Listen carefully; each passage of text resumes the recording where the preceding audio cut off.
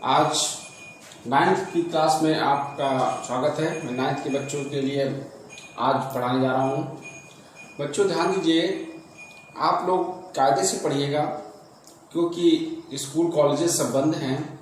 इस वैश्विक महामारी कोरोना में हम आप तक ये वीडियो बनाकर पहुँचाते हैं, इसलिए आपका भी दायित्व है कि आप उसको ईमानदारी से और अच्छे से पढ़ें जिससे आपको अधिक से अधिक फायदा हो सके। तो टॉपिक है 9th के बच्चों का जीवधारियों का 5 जगत वर्गीकरण, 5 kingdom classification of organism.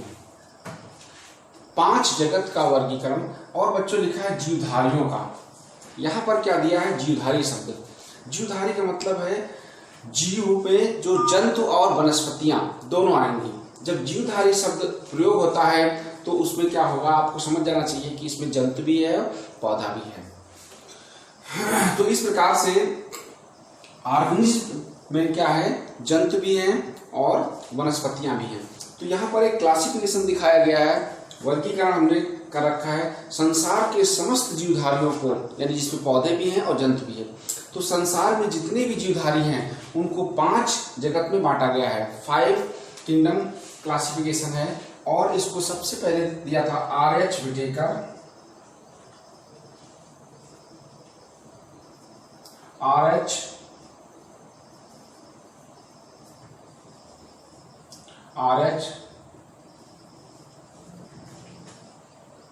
Whittaker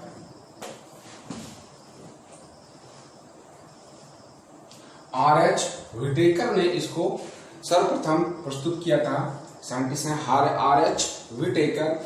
और सबसे पहले उन्होंने बताया कि इन समस्त जीवधारियों को 5 जगत में बांटा गया। तो पहला जगत क्या है? मोनेरा। फर्स्ट नंबरिंग कर लीजिए। पहला जगत है मोनेरा, दूसरा है प्रोटिस्टा, तीसरा है प्लांटी,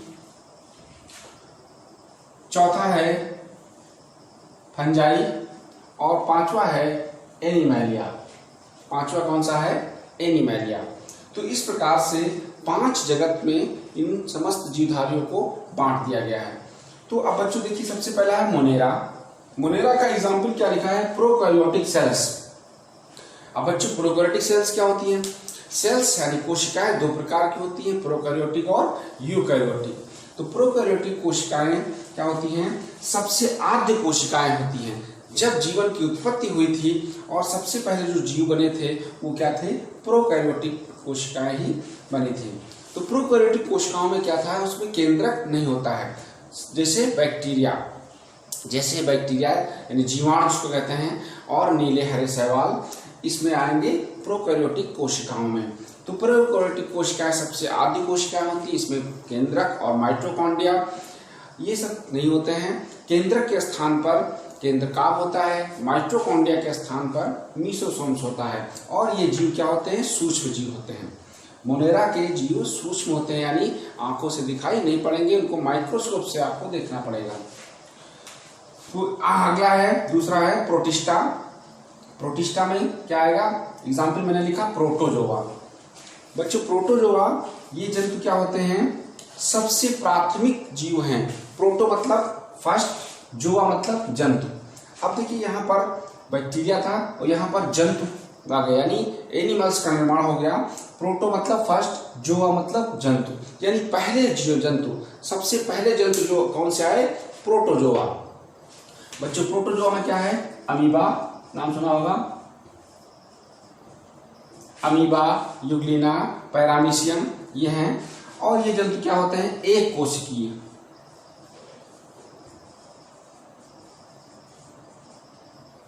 ये इसके लक्षण हैं, आप अपनी बुक से पढ़ेंगे इनके लक्षण। मोनेरा के लक्षण कुछ मैंने बताया और कुछ आपको बुक से भी पढ़ने हैं। ये जंतु एक कोशिकीय होते हैं और सूक्ष्म जीव होंगे और एक ऐसे होंगे परजीवी होंगे, यानी दूसरों पर अपना भोजन प्राप्त आश्रित करेंगे, वहीं से अपना भोजन प्राप्त करेंगे। ये क्या होंगे? परजीवी जंतु होंगे। और कुछ इसमें जैसे यूग्लिना, वो क्या है? परजीवी और स्वपोषी परपोषी दोनों में आता है यूग्लिना, यानी वो जंतु और वनस्पति के बीच की कड़ी है। तो ये जंतु क्या है, प्रोटिस्टा। इसमें जंतुओं को बोलेंगे प्रोटिस्टा, और इसमें आएंगे प्रोटोजोआ जंतु जो एक कोशिकीय होते हैं। आगे बढ़ेंगे तो आगे प्रोटिस्टा के आगे नंबर 3 पर प्लांटी। अब क्या हुआ, प्रोटोजोआ मतलब जंतु के बाद पौधों का निर्माण हुआ। प्लांटी, प्लांटी मतलब पादप यानी पौधे। एग्जाम्पल दिया है all green plants. All green plants का मतलब होता है सभी हरे पौधे। यानी अब हरे पौधों का निर्माण हुआ, तो जब हरे पौधे आए तो क्या हुआ, ऑक्सीजन की क्रांति हुई। तो फिर हमारे ब्रह्मांड में ऑक्सीजन की पूर्ति हुई और ऑक्सीजन बनने लगी। कहाँ से, ऑल ग्रीन प्लांट्स। बच्चों ऑक्सीजन की समस्या भी आपने देखा है, कोरोना वैश्विक महामारी में ऑक्सीजन कम है, ऑक्सीजन की सप्लाई नहीं हो रही, ऑक्सीजन नहीं है, तो ऑक्सीजन कहाँ से आएगी, ऑल ग्रीन प्लांट्स। फोटोसिंथेसिस करते हैं सारे पौधे, तो ये क्या करेंगे, ऑक्सीजन को मुक्त करते हैं। तो प्लांटी में सभी ग्रीन पौधे आएंगे, हरे पौधे, और वो फोटोसिंथेसिस करते हैं। ये जंतु पौधे क्या है, बहुकोशिकीय। सारे पौधे क्या होंगे, बहुकोशिकीय होंगे। अभी यहाँ नीचे था एक कोशिकीय, ये बहुकोशिकीय। इनमें फोटोसिंथेसिस यानी प्रकाश संश्लेषण की क्रिया होगी, केंद्रक होगा, और सभी कोशिकाएं इसमें विकसित होंगे। और ये पौधे क्या होंगे, स्वपोषी। सभी हरे पौधे क्या होते हैं, स्वपोषी। और नंबर 4 पर देखिए फंजाई। यहाँ पर बच्चों लिखा है फंजाई। फंजाई मतलब कवक, फफूंद जिसको कहते हैं, आप लोग जानते होंगे, कवक जो रोटी पर ब्रेड पर लग जाता है, तो ये फंजाई है पौधे ये भी हैं, बट इनको अलग कर दिया गया। यहाँ पर प्लांटी ग्रुप में इनको रखना चाहिए, लेकिन प्लांटी में नहीं रखा, इनको अलग कर दिया। जबकि प्लांटे भी हैं, पौधे भी हैं, लेकिन इनको अलग कर दिया क्योंकि इनमें क्लोरोप्लास्ट नहीं होता। इसमें हरित लवक यानी क्लोरोफिल और क्लोरोप्लास्ट नहीं होता है, इन पौधों में होता है। जो हरे वाले पौधे हैं इनमें क्लोरोफिल होगा, और इनमें क्लोरोफिल फंजाई में नहीं होता है। तो इसलिए इनको क्या है, अलग कर दिया गया, और इनमें प्रकाश संश्लेषण की क्रिया भी नहीं होगी। ये भी बहुकोशिकीय होते हैं, लेकिन ये परपोषी या मृतोपजीवी होंगे। कुछ कवक आपने देखा होगा गंदे संदे स्थानों पर उगते हैं, जैसे कुकुरमुत्ता देखा होगा, कुकुरमुत्ता होता है।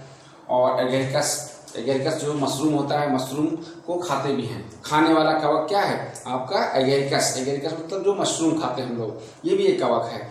और मार्केला, ये भी एक कवक है, वो भी हम लोग खाते हैं। धरती का फूल, कटरुआ जो आप लोग खाते हैं, ये सब कवक में आते हैं, फंजाई में आते हैं, लेकिन ये हरे नहीं होते, आपने देखा होगा। तो ये क्या है, फंगस।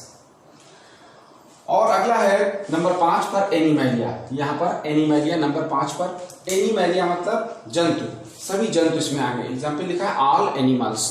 ऑल एनिमल्स सभी जंतु हैं, तो क्या होंगे, जंतु क्या होते हैं, परपोषी। स्वपोषीय नहीं होंगे, परपोषी होते हैं, यानी अपना भोजन दूसरों से प्राप्त करेंगे। इसमें सभी जंतु आएंगे, और जंतुओं के लक्षण आप जानते होंगे। आगे फिर आपको बताएंगे एनिमल्स के आगे जो उसके टॉपिक होंगे उसमें बताएंगे। तो इस प्रकार से बच्चों ये था जीवधारियों का 5 जगत का वर्गीकरण। इन 5 भागों में बांटा गया और इनकी विशेषताएं मैंने बताई है। ठीक है, थैंक यू।